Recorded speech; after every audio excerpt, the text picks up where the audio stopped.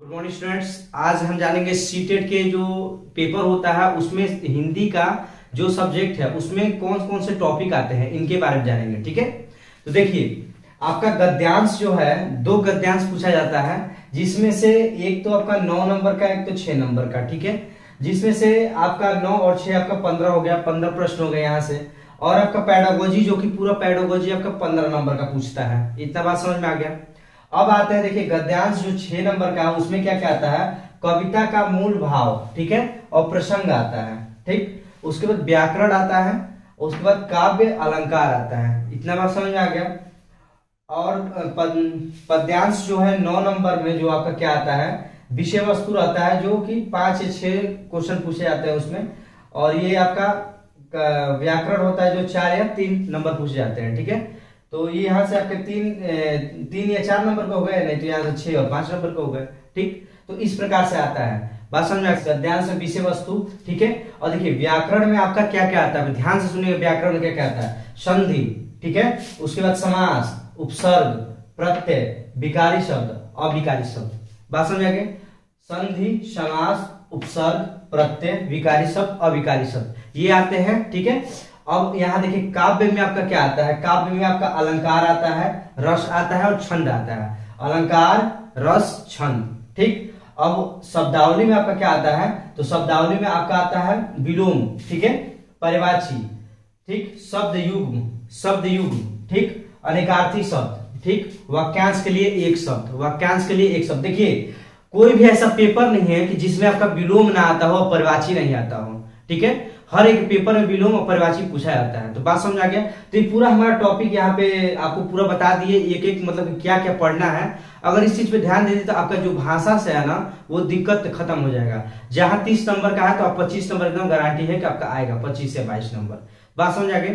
तो हम एक एक टॉपिक पढ़ेंगे यहाँ पे, लाइन बाय लाइन एक एक क्लास मेरा आएगा। ठीक है, और आप लोग अच्छे तरीके से देखिएगा तो आपको समझ में आ जाएगा। देखिए आज हम पढ़ेंगे संधि। क्या पढ़ेंगे, संधि।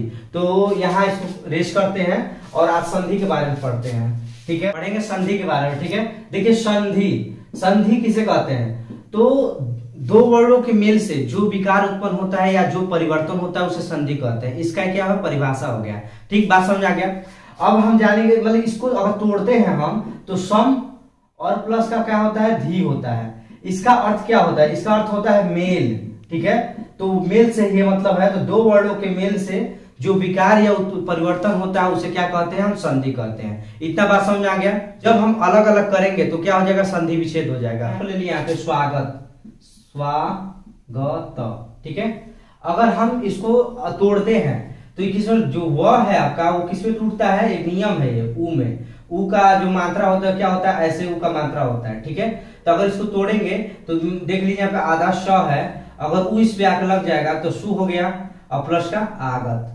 ठीक है, तो जो हम तोड़ के अलग अलग किए हैं इसे क्या कहते हैं, संधि विच्छेद। संधि विच्छेद, इसे क्या कहते हैं, संधि विच्छेद कहते हैं। बात समझ में आ गया। तो हम जानेंगे संधि। ठीक है, दो वर्णों के मेल से जो विकार उत्पन्न होता है उसे संधि कहते हैं। इतना बात समझ में आ गया। दो वर्णों के मेल से जो विकार उत्पन्न होता है उसे संधि कहते हैं। और संधि 3 प्रकार का होता है। कौन कौन से होते हैं, स्वर संधि, व्यंजन संधि और विसर्ग संधि। ठीक है, स्वर संधि, व्यंजन संधि और विसर्ग संधि। तो यहाँ इसके भाग लिख लेते हैं। यहाँ पे लिख लेते हैं, देखिए यहाँ पे स्वर और व्यंजन, उसके बाद विसर्ग। ठीक है, स्वर संधि, व्यंजन संधि और विसर्ग संधि। आप यहाँ पे लिख लिए इसका भाग। ठीक है, स्वरों के मेल से जब आपस में स्वर मिलेंगे, ठीक है, स्वर प्लस स्वर मिलेंगे तो आपका स्वर संधि होता है। ठीक है, और व्यंजन प्लस का स्वर मिलता है तो आपका व्यंजन संधि होता है। और व्यंजन प्लस का व्यंजन मिलेगा तो आपका व्यंजन संधि होगा। बात समझ आ गया। अब देखिए विसर्ग संधि क्या, विसर्ग का सिद्ध ये होता है, विसर्ग और प्लस का आपका स्वर मिले, अच्छा विसर्ग प्लस का व्यंजन मिले तो आपका क्या होता है, विसर्ग संधि हो गया। बात समझ आ गया। इसमें हम पूरा डिटेल नहीं जानेंगे क्योंकि उतना ज्यादा अंदर से नहीं पूछता है, बस वहां से नॉर्मल क्वेश्चन पूछते हैं। ठीक है, और क्वेश्चन भी एक एक में लेकर आऊंगा प्रैक्टिस से, जो कि हाल फिलहाल में कहीं ना कहीं पेपर मतलब कि आपका जैसे 2021 का हुआ, 2019 का हुआ, ये जो पेपर में कभी ना कभी हुए हैं वो सब क्वेश्चन लेकर आएंगे। संधि, ठीक है। स्वर्ण संधि आपके 5 प्रकार के होते हैं। कितने प्रकार के? 5 प्रकार के। पहला देख लीजिए, पहला आपका क्या होता है? दीर्घ स्वर संधि। दीर्घ स्वर संधि, ठीक है। दूसरा आपका होता है गुण स्वर संधि। गुण स्वर संधि। तीसरा आपका होता है वृद्धि संधि। वृद्धि स्वर संधि, ठीक। और आपका चौथा होता है आपका यड़ स्वर संधि। यड़ स्वर संधि, ठीक है। पांचवा होता है आयादी संधि।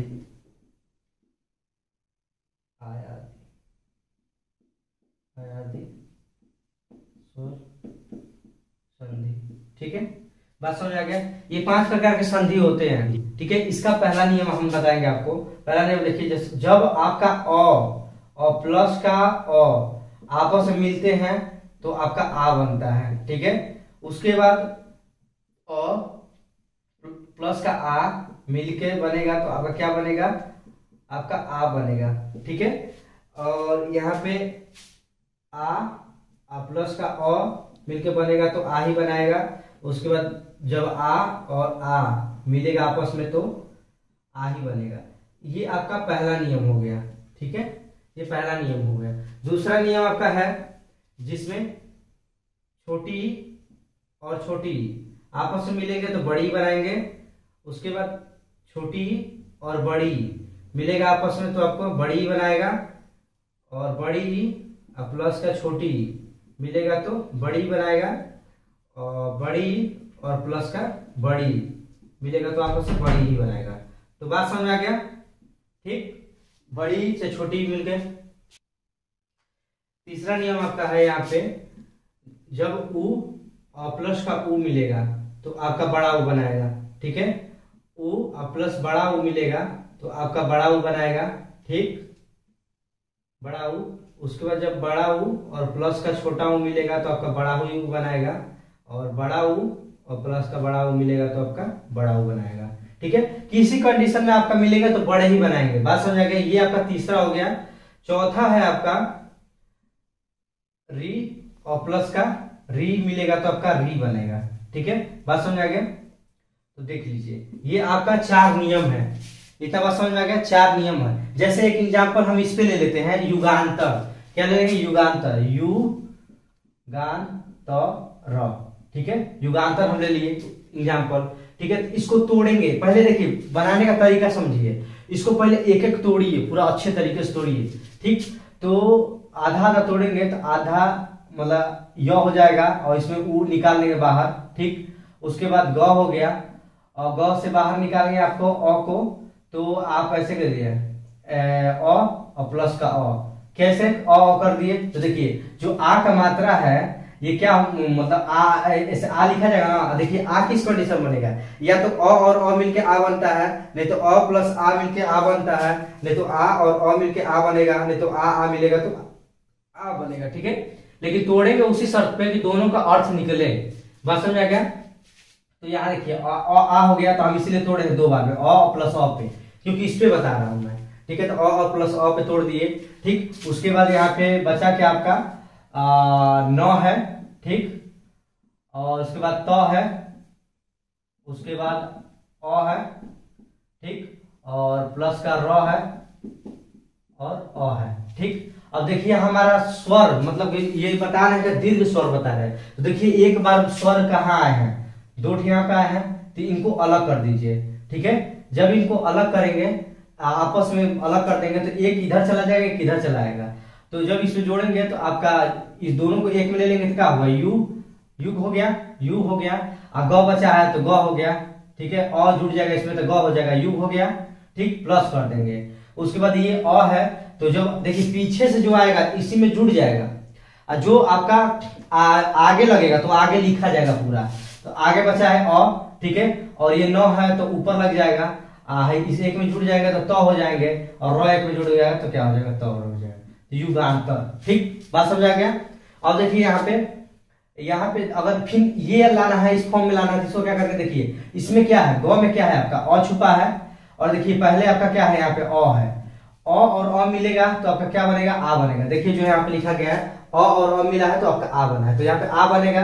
तो एक तो अ इसमें से खत्म हो गया, निकल गया, और इसमें से एक अ निकल गया, तो बचा क्या है आपके पास, यू ग बचा है, आधा ग बचा है। ठीक है, अब ये आ है, आ का मात्रा क्या होता है, खड़ी पाई। अगर खड़ी पाई इसमें लगा देंगे, एक मात्रा लगा देंगे तो पूरा पूरा हो गया ग। ठीक है, और उसके बाद क्या बचा है आपके पास, आधा 9 है, तो 9 ऊपर कर दीजिए, तो इधर कर दीजिए और लिख दीजिए युगांतर। ठीक है, बात समझ आ गया। तो इस फॉर्म में से यहाँ भी ला सकते हैं, ऐसे ऐसे ला सकते हैं। तो एकदम अच्छे से समझ में आ गया। अब आगे अगले दिन नेक्स्ट टॉपिक है। वीडियो को लास्ट तक बनने के लिए बहुत बहुत धन्यवाद। जय हिंद।